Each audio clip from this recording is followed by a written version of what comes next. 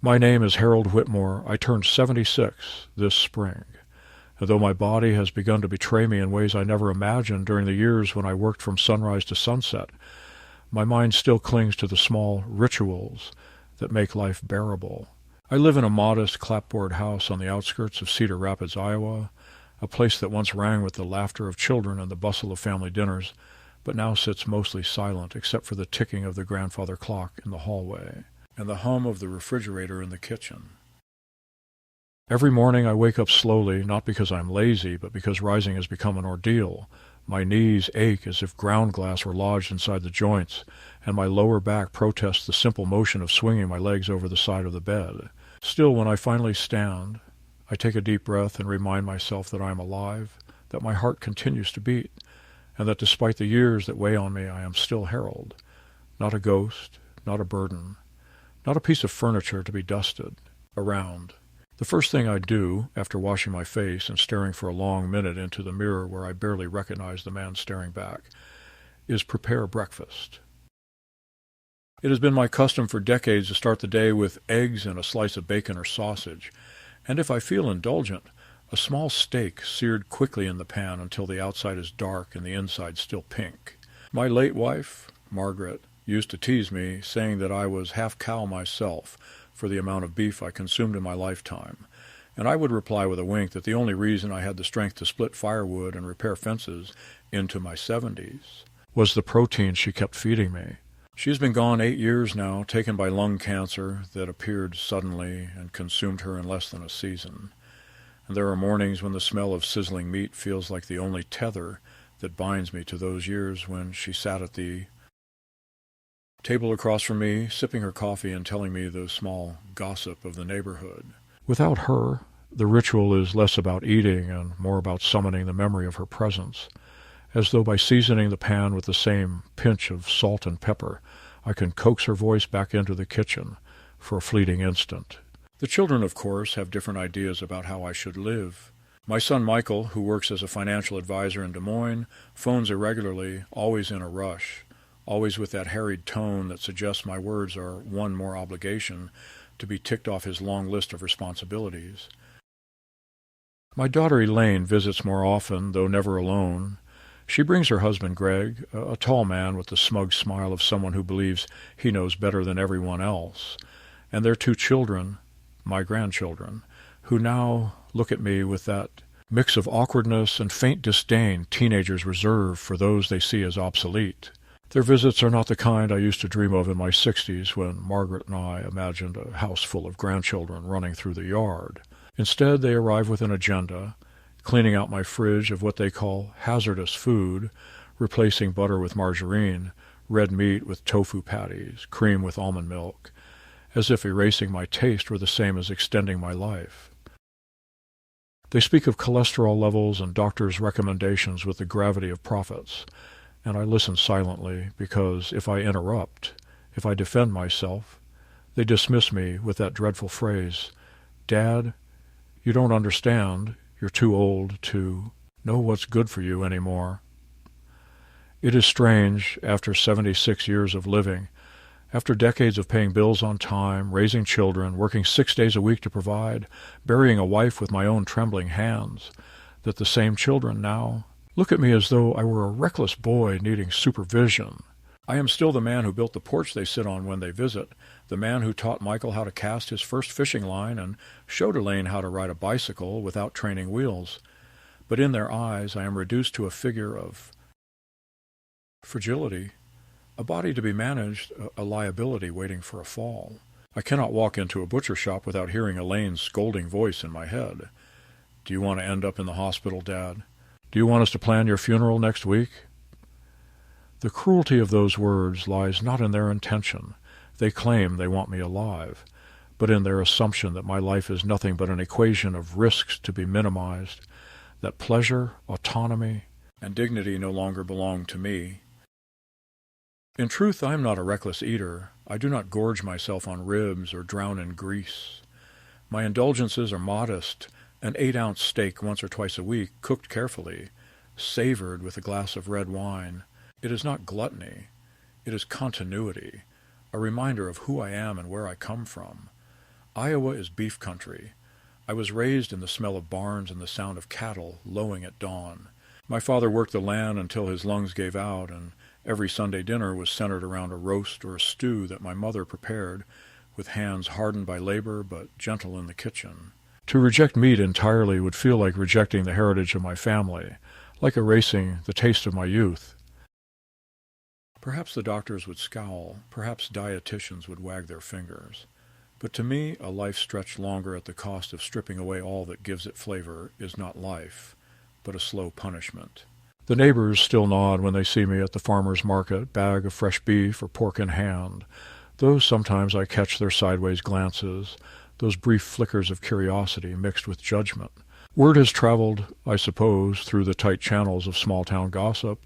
Harold's kids say he shouldn't be eating that anymore. Harold is too stubborn for his own good. There is a peculiar kind of humiliation in realizing that your private choices have become a public debate, that people you hardly know feel entitled to weigh in on what you put on your plate, as though your age has stripped you of privacy as well as dignity. I find myself walking more quickly past the produce stalls, avoiding the eyes of acquaintances, clutching my bag of steak like contraband. It is a strange reversal. Once food was the heart of community gatherings. Now it feels like evidence in a trial for which I never agreed to stand accused. Yet even as I write these words in the silence of my kitchen, I feel the stirrings of defiance. Age may bend the spine and slow the step, but it should not erase the right to choose.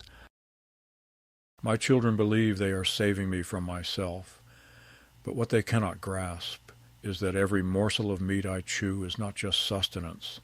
It is memory. It is resistance. It is proof that I am still Harold, the man who swung an axe in winter, who danced with his wife barefoot in the living room when no one was watching, who grilled steaks in the backyard while the children chased fireflies. To tell me I am too old to eat meat is not a dietary recommendation. It is a declaration that my story is over, that I must surrender the pen and let others write my final chapters. And I am not ready to do that. So here I sit, an old man with a frying pan defying the condescension of children who believe wisdom belongs only to the young. I know the day will come when my body truly refuses, when chewing will be labor and digestion agony, when my own hands can no longer hold the knife steady. But that day is not today, and until it arrives I will season my steak, hear it sizzle, and breathe in the aroma of my own stubborn will. If they call me foolish, so be it. If they laugh, let them laugh. I would rather be mocked for living on my own terms than praised for existing on theirs. And if the price of that choice is conflict, estrangement, even loneliness, then at least it is the loneliness of a man who remains himself, not the quiet suffocation of one who has allowed his children to redefine him into nothing more than a fragile relic waiting for permission to breathe. It was a Sunday evening when the first real crack appeared, though perhaps, if I'm honest, the fracture had been spreading silently for years, and I only noticed it then because the pain became impossible to ignore. Elaine had called earlier in the week to say she and Greg would be coming by with the kids for dinner, and though the tone of her voice carried that brisk efficiency of someone managing another task, rather than extending a heartfelt invitation, I allowed myself to feel a small flicker of anticipation. I had not hosted a proper family meal in months, and I spent the better part of the day preparing the house, wiping the kitchen counters, dusting the shelves where Margaret's old teacups still sat, and even mowing the patchy lawn out front so the place would look welcoming. In the afternoon, I walked to the market and bought a pair of thick ribeye steaks, well marbled, the kind Margaret always said smelled like summer when they hit the grill. I imagined us sitting together as we once did, passing dishes, talking about nothing and everything. And though I knew times had changed, I wanted to believe that perhaps, for a few hours, we could pretend otherwise. When they arrived, it was with the usual flurry of noise and impatience. The children, Sarah now 16 and Daniel 14, barely looked up from their phones as they walked through the door, muttering distracted greetings before disappearing into the living room where the television glowed with the endless churn of video games. Elaine placed a grocery bag on the counter and began unloading items I had not asked for, a carton of oat milk, a box of quinoa, and some plastic containers filled with what looked like pre-cooked lentils. "Dad," she said with that mixture of command and exasperation I had come to dread, "I thought I told you. We're trying to keep things healthy. Greg has been reading about plant-based diets, and honestly, at your age, you should not be eating all that red meat." I smiled, trying to soften the moment, and gestured toward the counter where the steaks rested on a plate, glistening with a light rub of salt and pepper. "I thought I'd make something special," I said. "It's been a long time since we sat down together, and you know how much your mother loved when I grilled." Greg, standing behind her, let out a small laugh that was more sneer than amusement. "Harold, you're pushing 80. Steak is not a celebration anymore. It's a death sentence. You should be eating oatmeal or soup, not clogging your arteries with this garbage." "What are you trying to prove? That you're still a cowboy?" His words hit me harder than I expected. I felt my face flush, not from shame, but from the sting of disrespect. I wanted to remind him that it was my house, my table, my effort that made the evening possible. But Elaine quickly intervened, taking the plate and sliding it toward the far end of the counter as if the meat were toxic. "Dad, seriously," she said, lowering her voice into that falsely gentle tone, reserved for scolding a stubborn child. "You know what the doctor said last year about your cholesterol. You can't keep pretending you're 40. You're not.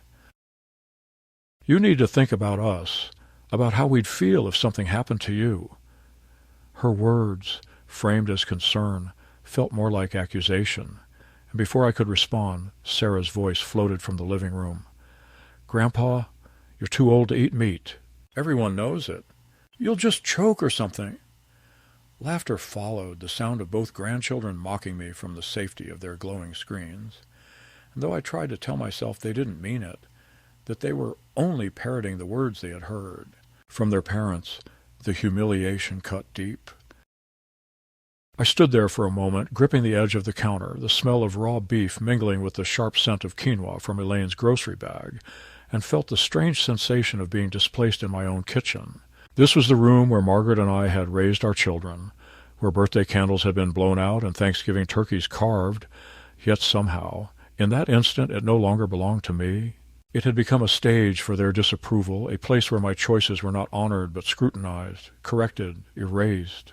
I muttered something about putting the steaks back in the fridge for another day and allowed Elaine to set the table with the lentils and quinoa, though my appetite had already evaporated. Throughout the meal, the tension thickened. Greg lectured me on the benefits of plant-based proteins, citing studies I suspect he only skimmed from an article online, while Elaine nodded approvingly as though he were some great authority.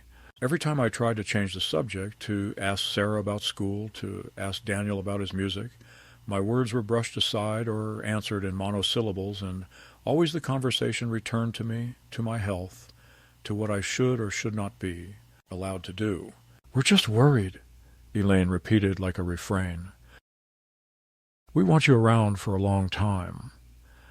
But beneath the surface of her words I could hear another tone, one I couldn't quite name yet, a sharpness that made me feel less like a loved father and more like a patient under evaluation. After dinner, while Elaine and Greg were in the kitchen tidying up, I stepped onto the porch to breathe. The night air was cool, and for a moment I closed my eyes and listened to the crickets, trying to summon the peace that used to come so easily. I thought about Margaret, about how she would have defended me, how she would have reminded Elaine that life was meant to be lived, not preserved in glass. I remembered how she used to press a kiss to my temple when I grilled on summer evenings, whispering that nothing in the world smelled as good as steak seasoned by my hands.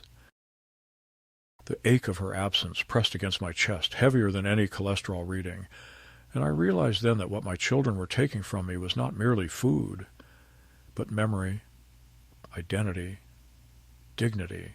When I returned inside, I caught the sound of Elaine's voice, hushed but urgent, as she spoke to Greg. They hadn't noticed me lingering in the hallway. "We really need to watch him," she said. "He's not thinking straight anymore. Buying meat like that, ignoring what the doctor said. If he keeps this up, we might have to step in. Maybe even talk to someone about legal guardianship. It's not safe to let him handle things on his own." My heart stopped for a moment. Guardianship. The word echoed in my ears like a verdict. I stood frozen, gripping the doorframe, and for the first time I felt a fear, deeper than the fear of illness or death. It was the fear of being erased, of being declared incompetent, of being stripped of the little autonomy I had left. I did not confront them that night. Instead, I let them leave with their half-hearted hugs and polite promises to call soon. When the door closed behind them and the silence of the house returned, I sat at the kitchen table staring at the plate of untouched steak in the fridge, and I felt a strange mixture of anger and sorrow. Anger that my children, my own flesh and blood, could speak of me as though I were already incapable, as though my mind were slipping when I knew it was not. Sorrow because beneath their words I recognized not only fear of losing me, but also something colder, something calculated, as if my life were a balance sheet and they were preparing to manage the assets once I could no longer resist. That was the moment, though I did not yet fully understand it, when the war began. It was not a war fought with weapons or armies, but with words, insinuations, humiliations, and the slow erosion of trust. They called me too old to eat meat, but what they truly meant was too old to decide, too old to resist, too old to live as I pleased. That night, as I sat alone in the quiet house with the echo of their laughter still stinging in my ears, I promised myself that I would not let them take everything. I did not yet know how I would fight back, but I knew I must. In the weeks that followed that Sunday evening, the tone of my children's visits began to change in a way that was subtle at first, almost imperceptible, but soon so unmistakable that even I, with all my attempts at patience, could no longer deny. What was happening? Elaine came by more frequently, sometimes alone, but often with Greg in tow, and instead of the warm gestures of a daughter dropping in to see her father, the visits had the flavor of inspections, as though my home had been reclassified from a dwelling to a ward under her supervision. She would arrive with bags of groceries I had not requested, most of them filled with foods I did not recognize, containers of hummus, strange vegan cheeses, almond flour, and cans of sodium-free soups that tasted like boiled water. She unpacked them into my cupboards with the brisk efficiency of a nurse stocking supplies, and when I tried to protest that I had perfectly good food already, she would wave her hand as though brushing aside the words of a senile patient. One Saturday morning I returned from the farmer's market with a small brown bag holding a cut of sirloin. Nothing extravagant, just enough for 2 modest meals, and when Elaine saw me placing it in the fridge, she let out a sigh so exaggerated it was closer to a groan. "Dad, we've talked about this," she said, her voice tightening with impatience. "You can't keep bringing this into the house. It's dangerous.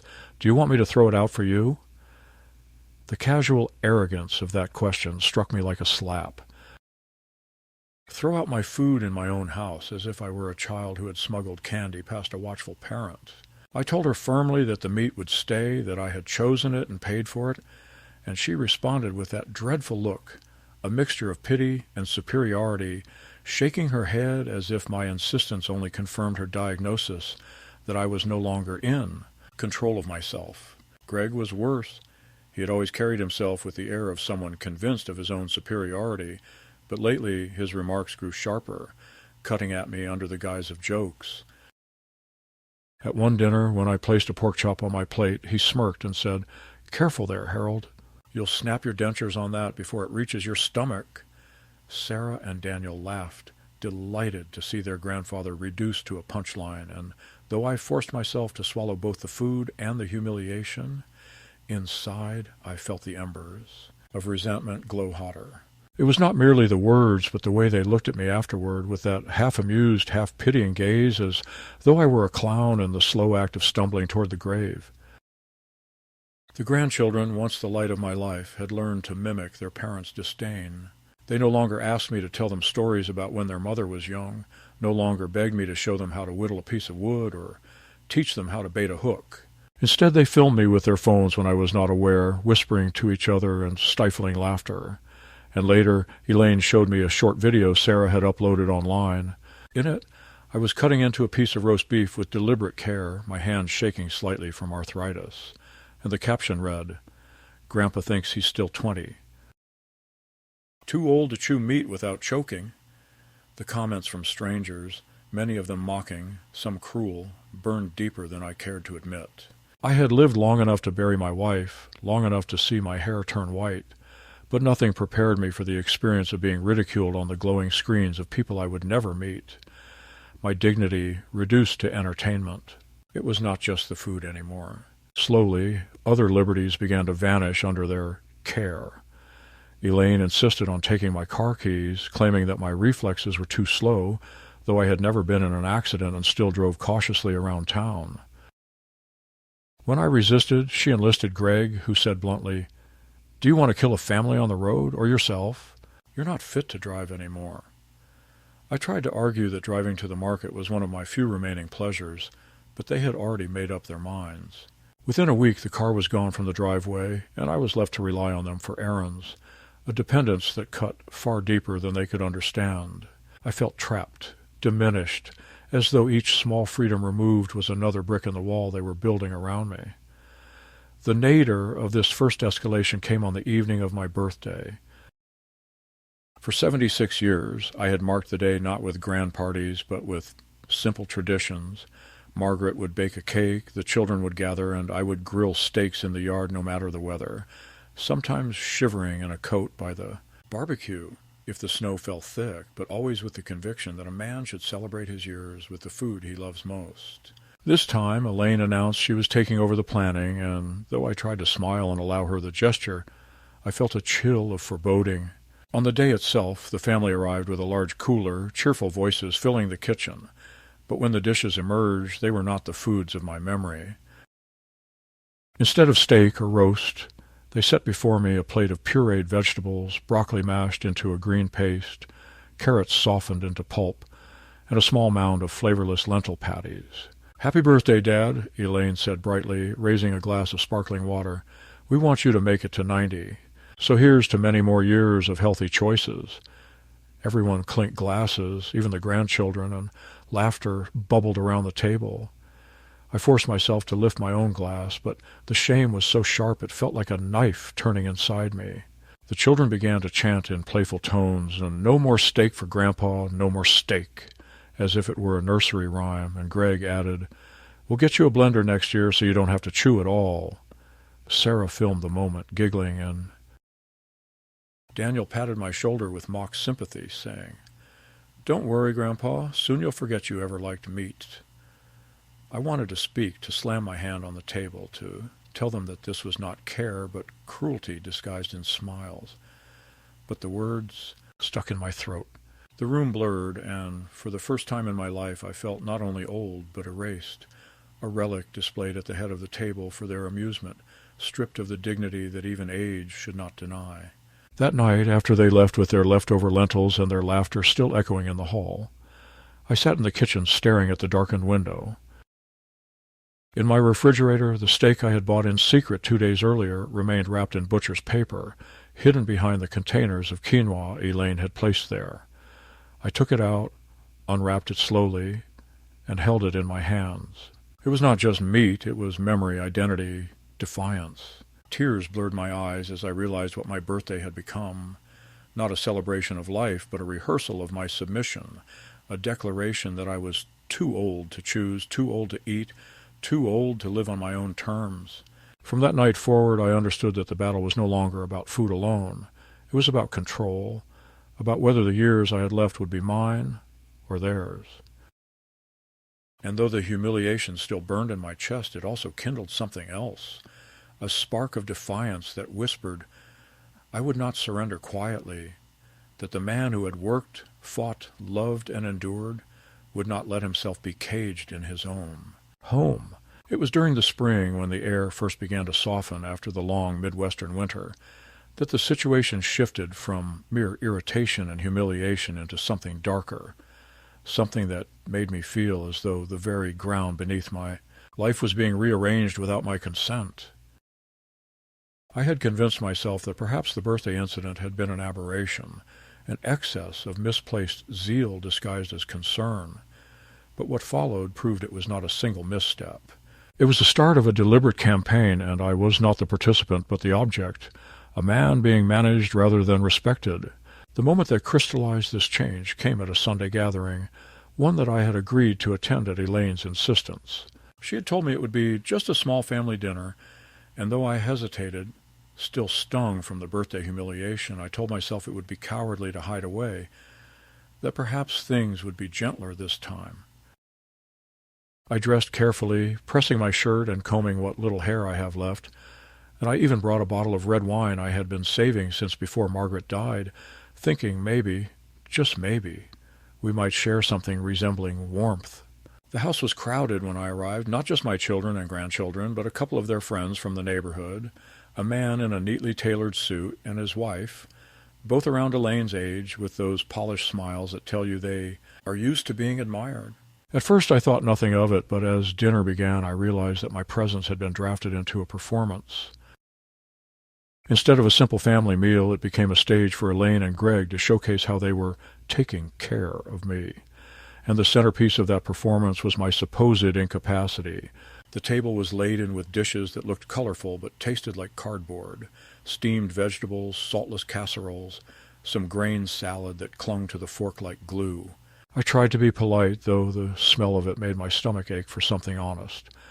But soon the conversation turned to me as though I were not a guest but a specimen. Elaine, smiling sweetly at the couple, said, "Dad is stubborn, but we manage. We have to watch him closely these days. He forgets things. Just last week he almost started a fire by leaving the stove on." I felt my body stiffen. That had never happened. I had not cooked at her house in months, and I always checked my burners before leaving the kitchen. Greg laughed in agreement and added, "And he keeps sneaking whiskey, even though it's terrible for his blood pressure. We have to pour it down the drain when we find it." Again, a lie. I had not touched whiskey in years, though I allowed myself a glass of red wine now and then, quietly, in the evenings when the loneliness grew too heavy. I set down my fork, staring at them, trying to decide whether to explode in fury or remain silent. The couple smiled with a kind of indulgent sympathy, nodding knowingly as if they too had dealt with troublesome elders. The humiliation burned hotter than anything I had yet endured, because this was not only about food or drink. It was about my name, my reputation, my very sanity. They were fabricating a portrait of me as a doddering fool, a man unfit to manage his own affairs, and they were doing it publicly, turning me into a cautionary tale before strangers. When I tried to interrupt, to say that these stories were false, Elaine patted my arm gently, the way one soothes a confused child, and said, "Don't worry, Dad. No need to get upset. Everyone understands." The room filled with polite laughter, and in that laughter I heard the sound of my authority being dismantled brick by brick. Later that evening, when I excused myself to use the restroom, I paused in the hallway and overheard them speaking in hushed tones to the couple. Greg was saying, "It's tough, but we'll manage. We're looking into guardianship options just in case. Better to be prepared before he does something dangerous with his accounts or the house."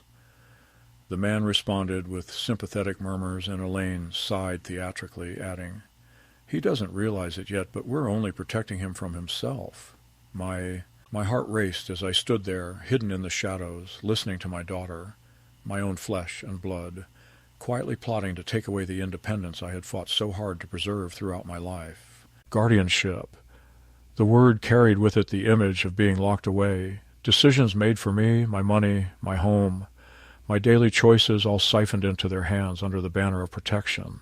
It was in that moment that I understood the birthday dinner had not been clumsy affection, but strategy.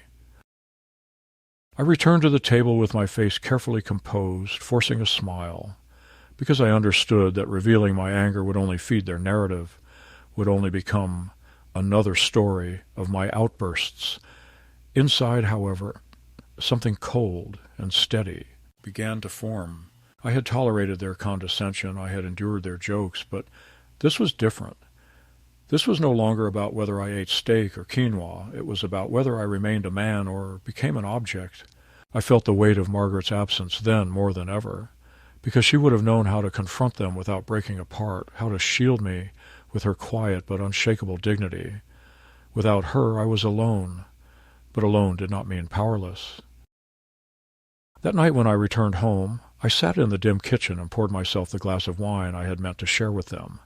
I raised it to the silent house, to the memory of my wife, and I whispered aloud, They think I am too old to eat meat. They think I am too old to live, but they are wrong. The bitterness of betrayal mingled with the wine on my tongue, and though I felt sorrow pressing at the edges of my heart, I also felt a grim determination hardening within me. If they were preparing to declare me incapable, then I would show them just how capable I remained. The battle lines had been drawn, and though they believed me too feeble to fight, they would soon learn that even an old man cornered and underestimated can sharpen his dignity into a weapon. In the weeks after that dinner, where guardianship was floated like a harmless word, the machinery behind my children's concern revealed itself gear by gear, not with one dramatic clang, but with a low, relentless grinding of something large that had already been set in motion, and I began to understand that what I had taken for clumsy love was, in fact, a plan, tidy and efficient, whose first objective was to separate me from my money and my choices, and whose second was to persuade the world that it was all for my own good. It started with a phone call that arrived on a Tuesday morning while I was trimming the fat from a small chuck roast.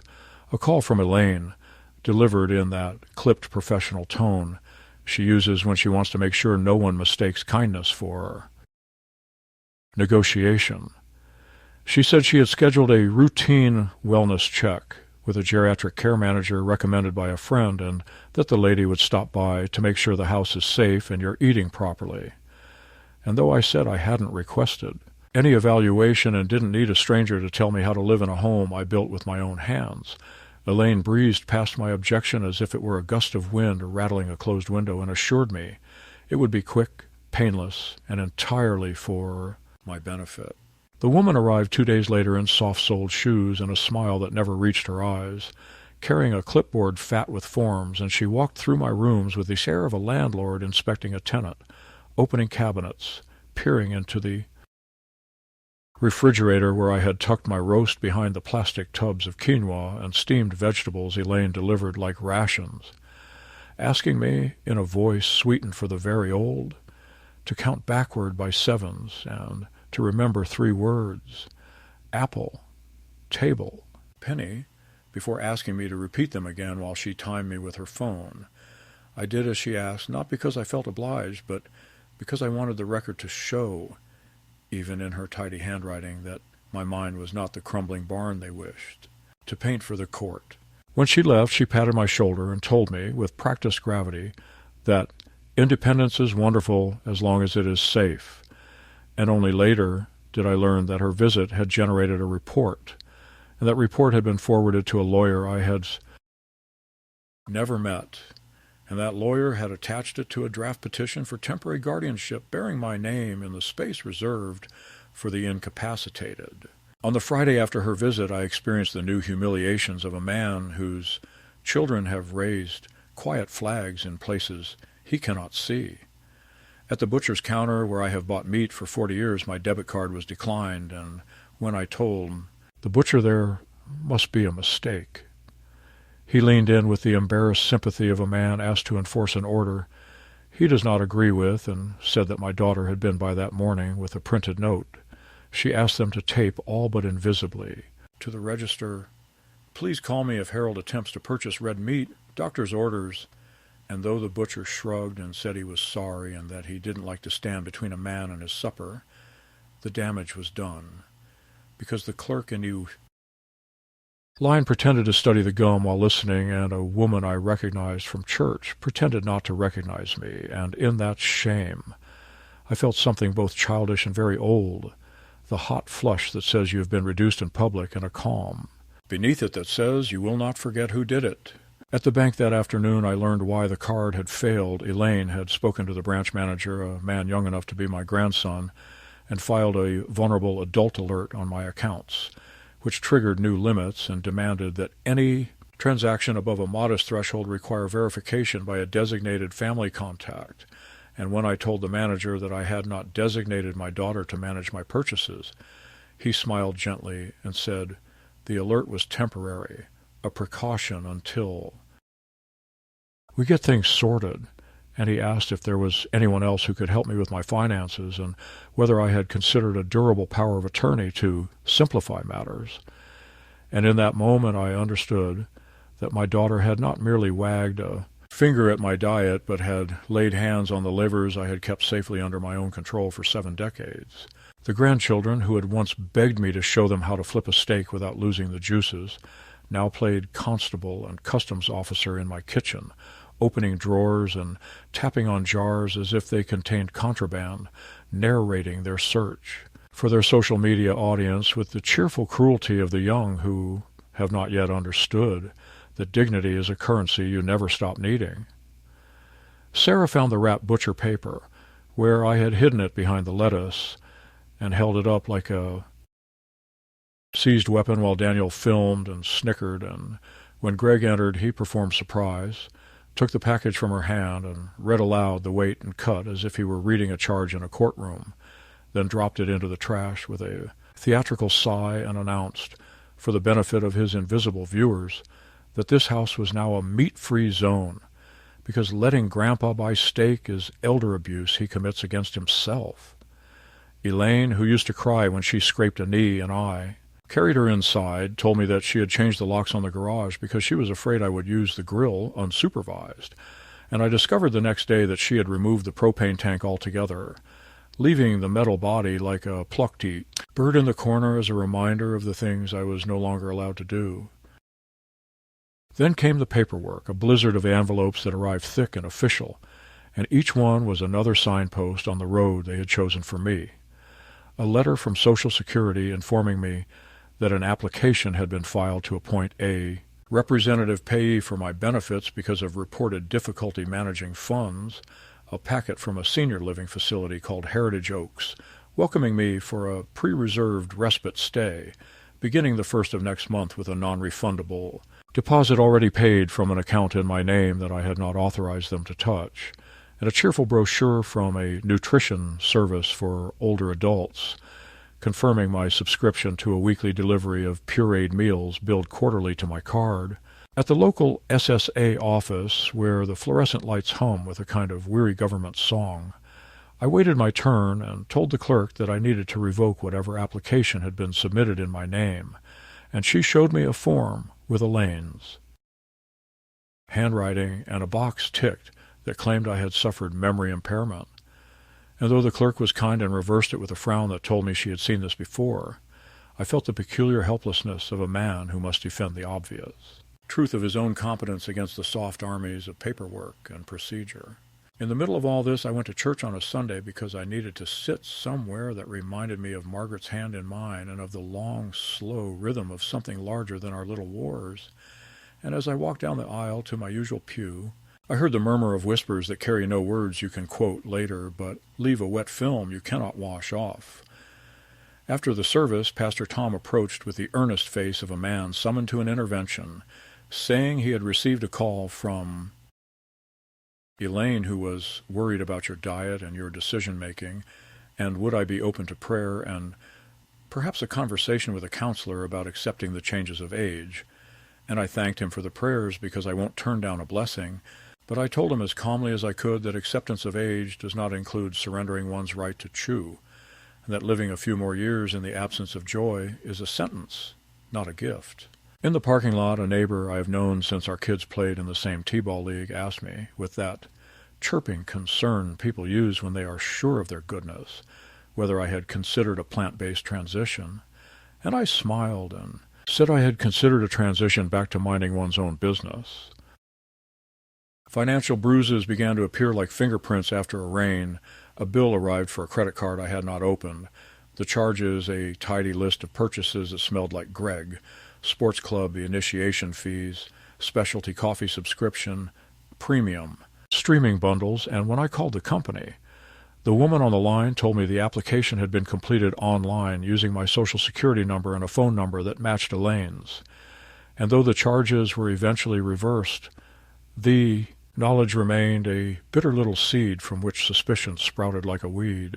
At the bank I discovered a monthly management transfer set up to move a few $100s from my savings to a joint account I had not used in years. Slash the description reading simply household assistance, and when I asked the teller to trace it, she looked at the screen, then at me, and said perhaps I should discuss this with my family. I told her I would discuss it with my lawyer once I had one, and on the walk home I resolved that if my children had decided to treat me like a threat to their future, then I would become the most inconvenient threat they had ever faced, not with shouting or fists, but with meticulous records and a spine stiffened by righteous anger. They tried soft coercion next, dressing it in the language of kindness.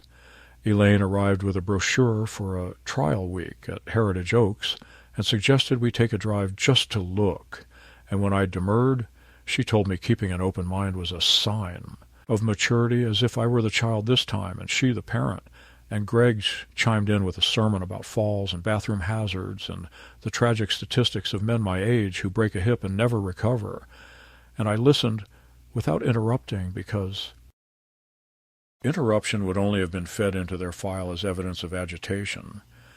Then I put on my coat and walked them to the door and said, in the same even tone I once used with my own children when they crossed a line, that their visit was over and we would speak again when respect returned to the room.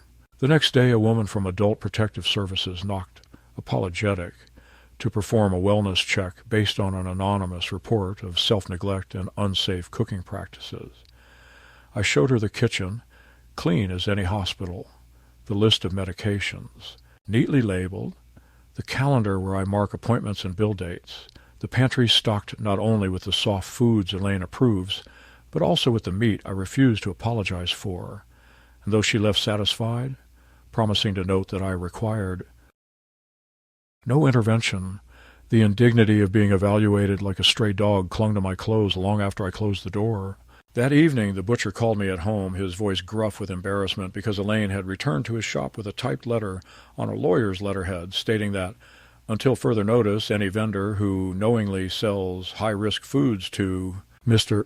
Whitmore may be contributing to medical harm, and he wanted me to know that while he would not honor such a ridiculous demand, he could not stop the whispers that had started among other shop owners, and perhaps, he suggested, I might prefer to buy my meat in the next town over for a while until things cooled down.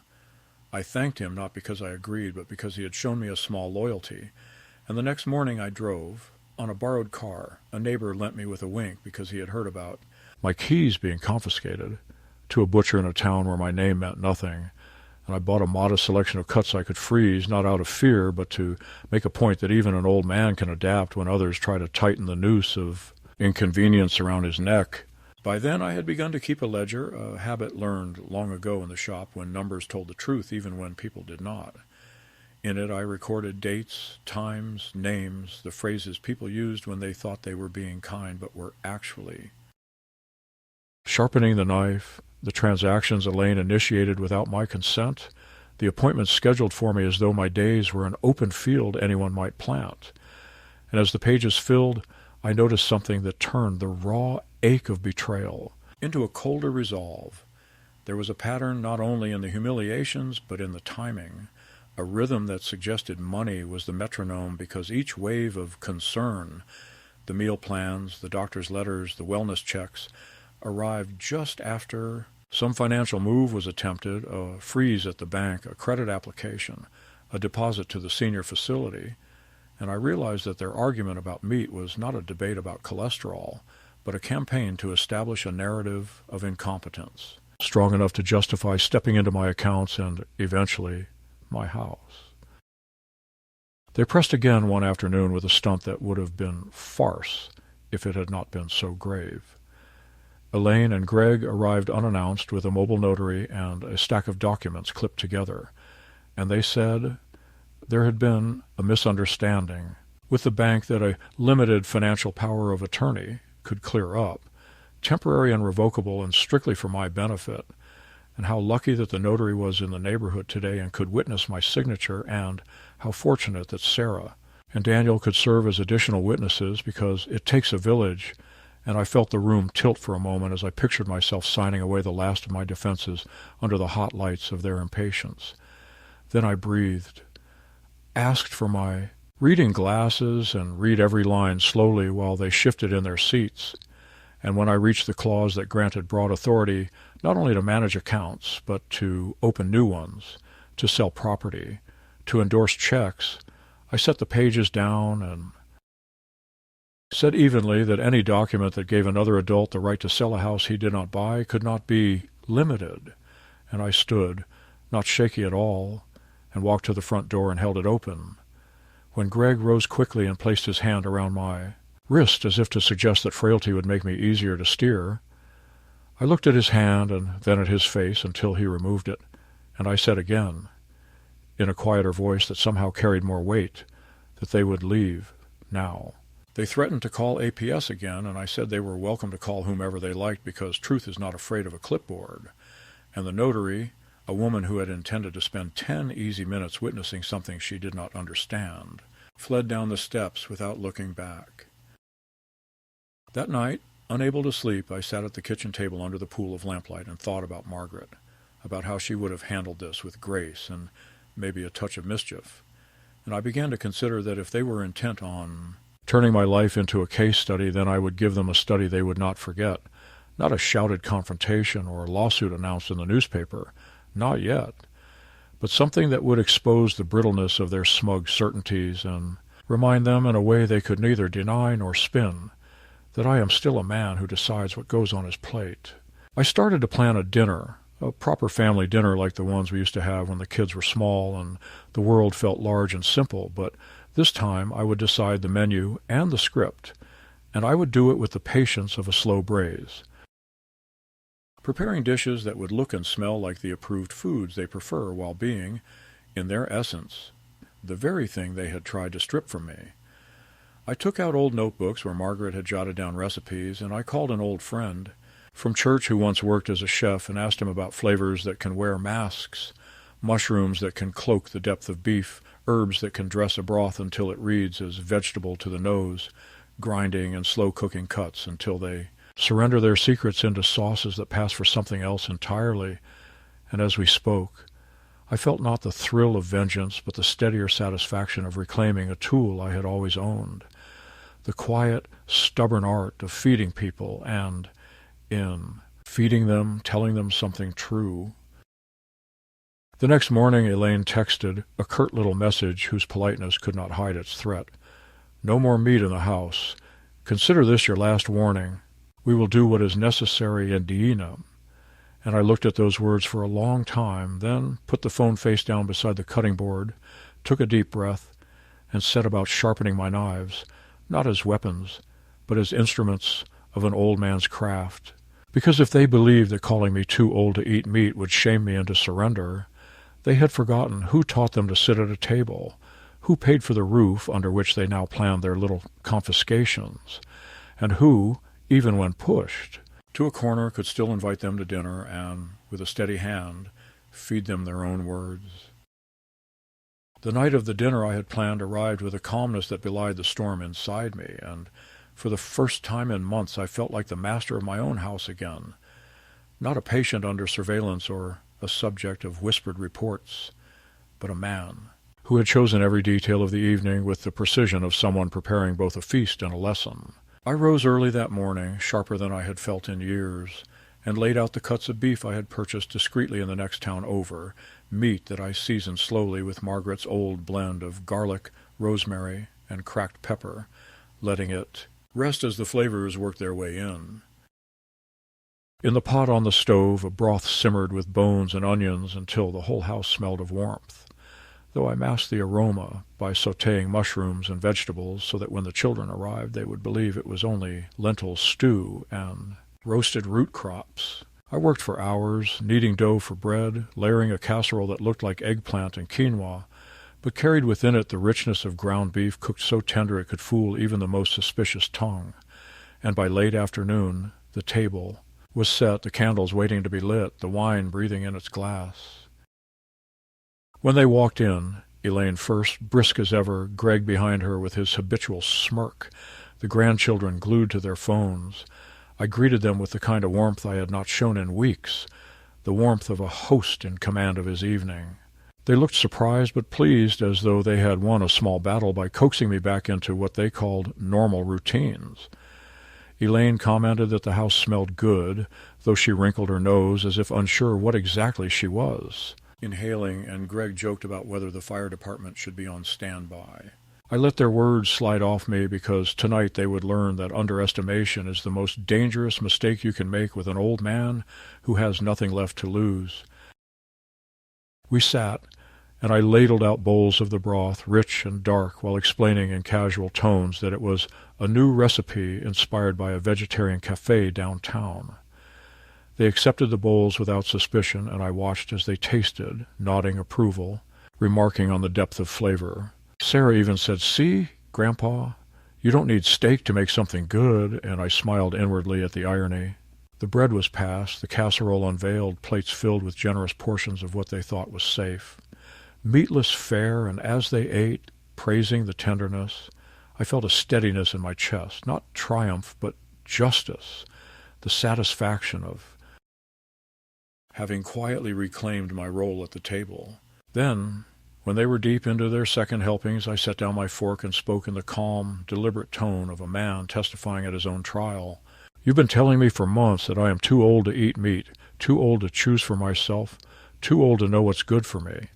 Tonight, you've eaten every bite of the food I cooked. Do you feel weaker for it? Do you feel endangered?" They looked at me, puzzled, chewing slowly. Elaine gave a nervous laugh and said, "Dad, what are you talking about?" And I told them, still in that calm voice, that every dish they had just praised was made with the very thing they had tried to strip from me, that the broth was beef marrow, the casserole ground chuck, the bread brushed with bacon fat. The flavors they claimed to despise had nourished them without their knowledge, and I asked them whether they still believed meat was poison, or whether their words had been poison instead. The room went still, forks paused mid-air, faces frozen between disbelief and anger.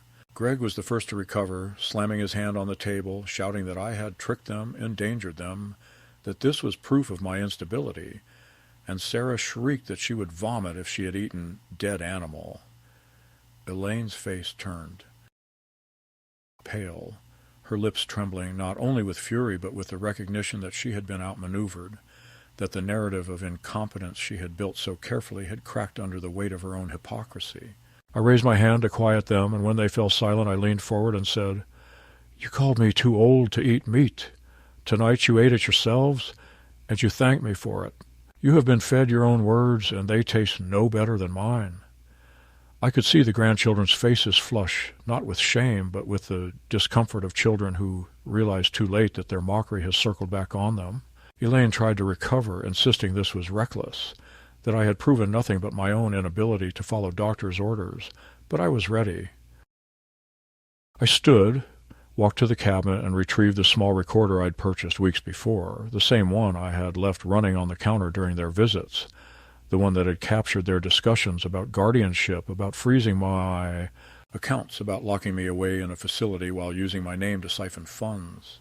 I placed it on the table, pressed play, let their voices fill the room. Not mine, not accusations, but their own words betraying them in front of their children. The silence that followed was heavier than any I had ever heard in that house. Sarah's phone slipped from her hand, Greg's face hardened into a mask of anger, but also fear, and Elaine closed her eyes as if by shutting them she could erase the evidence. When the recording ended, I spoke again, my voice steady but edged with the steel they had forgotten I possessed. "This house is mine. My money is mine. My choices are mine. You may mock me, you may slander me, but you will not steal from me. I am not senile, I am not incompetent, and if you attempt again to interfere with my life under the guise of care, these recordings will not remain in this room.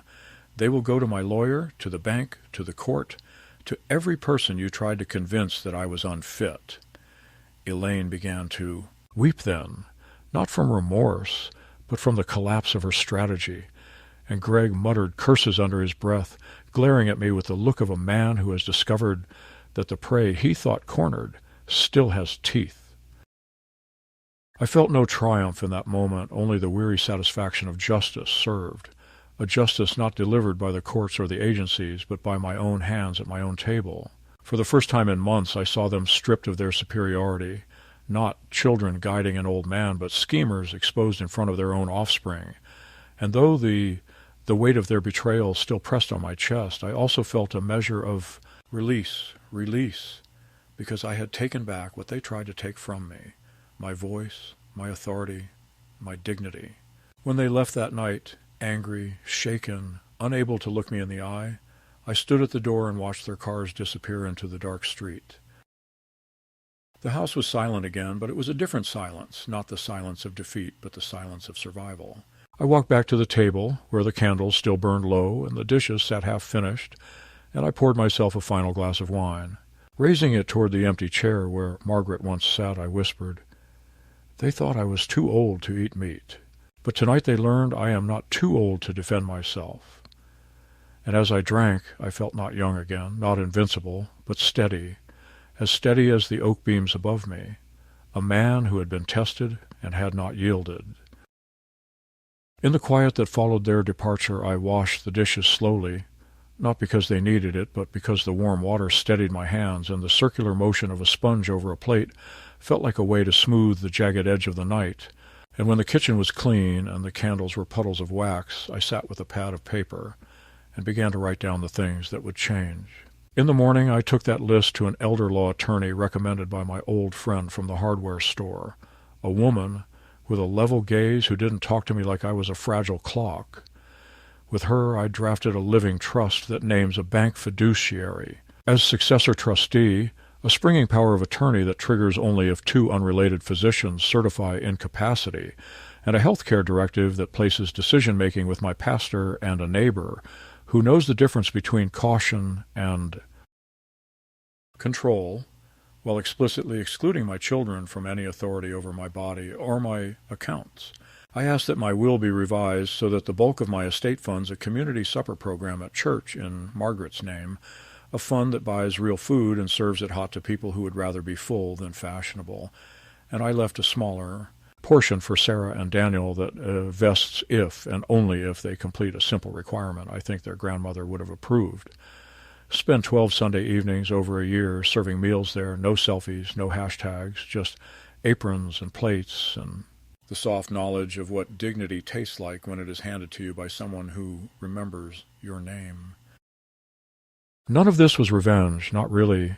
It was housekeeping, a way to set rooms to rights after the wind has blown through and scattered what you thought would always stay put.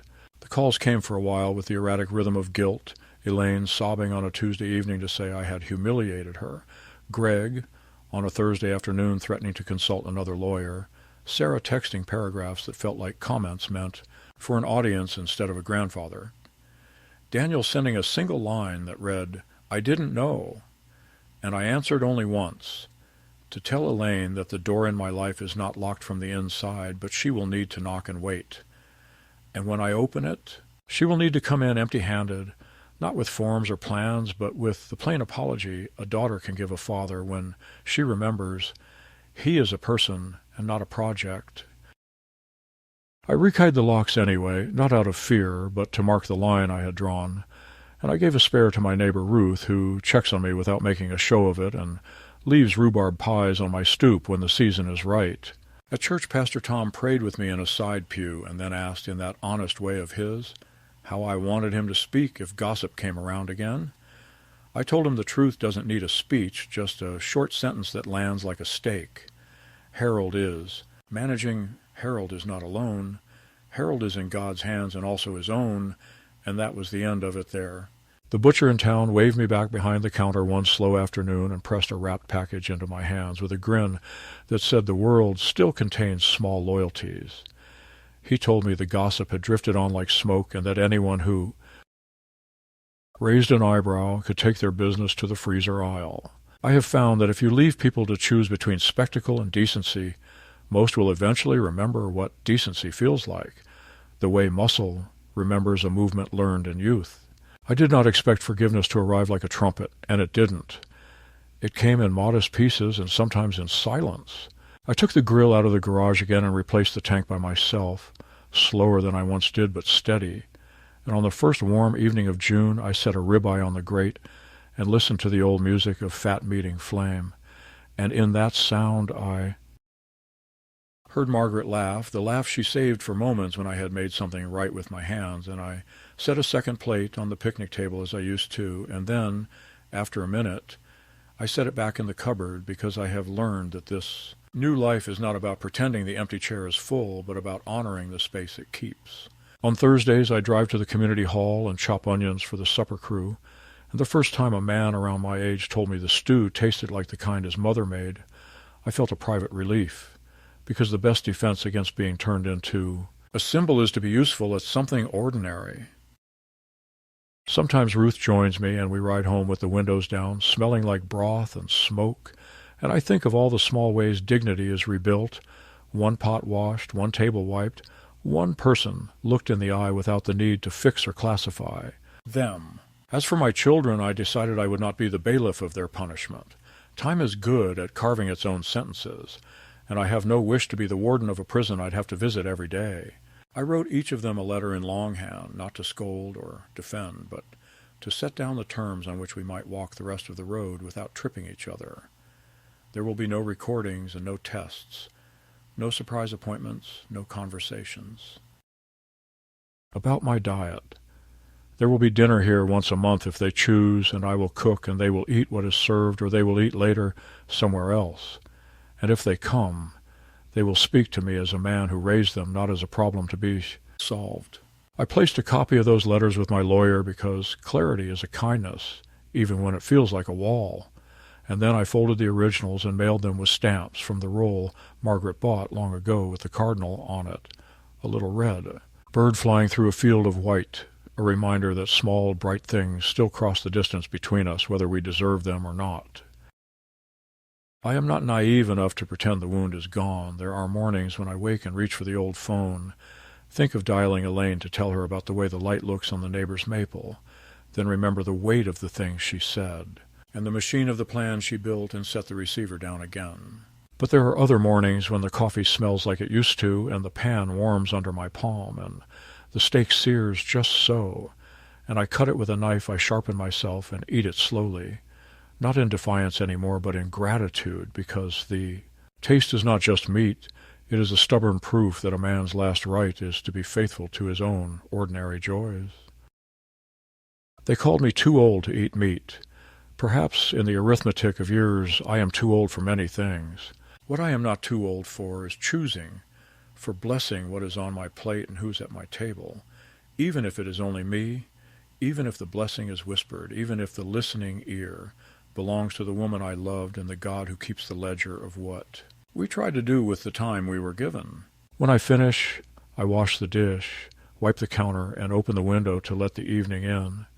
And out in the yard the grill cools like a tired star, and I think, not with triumph, but with a quiet that feels like truth, that the best flavor, after all, is the one Margaret named long ago without knowing it, the taste of a will that is still my own.